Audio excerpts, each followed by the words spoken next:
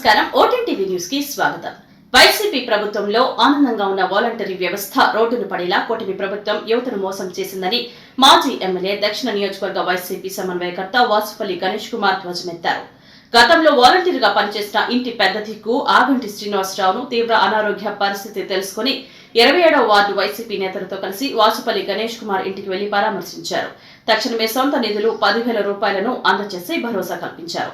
27వ ward Dondaparthy Nehru Bazar 143 సచివాలయంలో అంగటి శ్రీనివాసరావు, ఆయన భార్య అంగటి పార్వతి దంపతులిద్దరూ వాలంటరీ ఉద్యోగులుగా చేస్తూ కుటుంబం పోషించేవారు.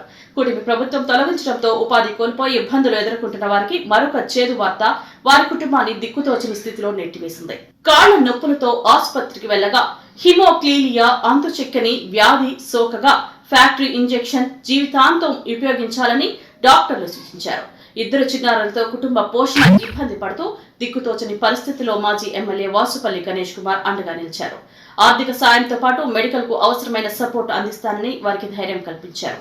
ఈ సందర్భంగా వాసుపల్లి మాట్లాడుతూ వాలంటీర్లకు అధికారంలోకి వస్తే జీతాలు డబుల్ చేస్తామంటూ దొంగ హామీలు ఇచ్చిన చంద్రబాబు, పవన్ కళ్యాణ్లు యువతను తీవ్రంగా మోసం చేశారని మండిపడ్డారు. అవినీతి రహిత సమాజం కోసం జగన్మోహన్ రెడ్డి వాలంటరీ వ్యవస్థను తీసుకువచ్చారని, యువతకు 5 లక్షల ఉద్యోగాలు కల్పించిన ఘనత వైఎస్ఆర్సీపీ ప్రభుత్వానిదేనన్నారు. సంక్షేమ ఫలాలు రెట్టింపు చేస్తామని ప్రజలను మోసం చేసి ఆందోళన ఎక్కిన కూటమి ప్రభుత్వం ఇప్పటికైనా తీరు మార్చుకుని వాలంటీర్లకు తిరిగి ఉద్యోగ అవకాశాలు కల్పించాలని డిమాండ్ చేశారు.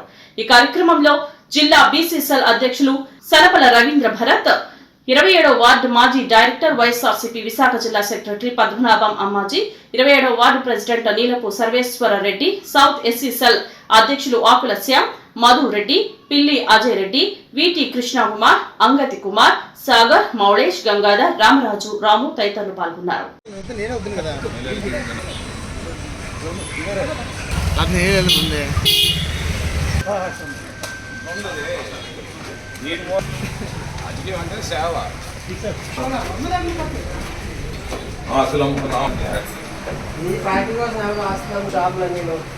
ఇంత పెట్టండి బాబు,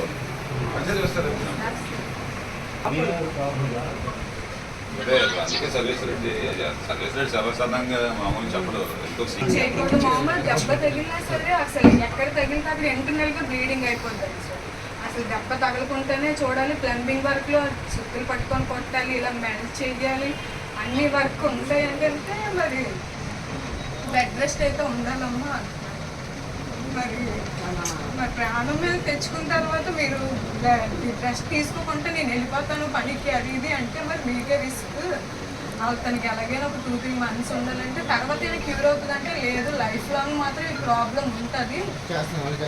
ఎవ్రీ మంత్ కూడా మీరు ఇంజెక్షన్ వచ్చి కంపల్సరీ కేజీహెచ్లో వేయించుకొని, హిమోఫీలియా ప్రాబ్లం ఉన్న వాళ్ళకి సొసైటీ నుంచి మీకు కార్డు వస్తుంది, అది మీరు చేయించుకుంటే ఆ కార్డు పట్టుకొని సర్వీసులో నేను వస్తామమ్మా, అక్కడ సూపరింట్తో మాట్లాడి మీకు డైరెక్ట్గా ఇంటికి వచ్చేసి ఇంజక్షన్ వేసేలాగా చేయిస్తాను. ఓకేనా? మనకి అర్థం వెళ్ళేటప్పుడు చెప్పు, నేను చేయిస్తాను కదా, నేను చెప్తాను కదా.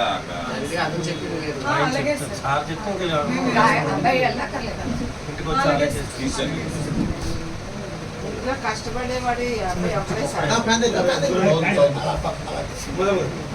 జాబ్స్ ఉండేవి బాగుండేది, బాగా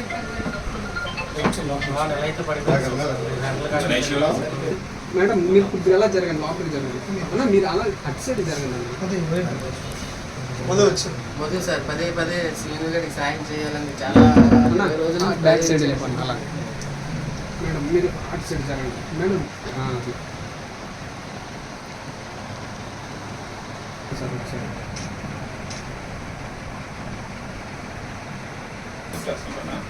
ఒకసారి కేజెస్కి వెళ్ళేటప్పుడు మాత్రం నాకు చెప్పు.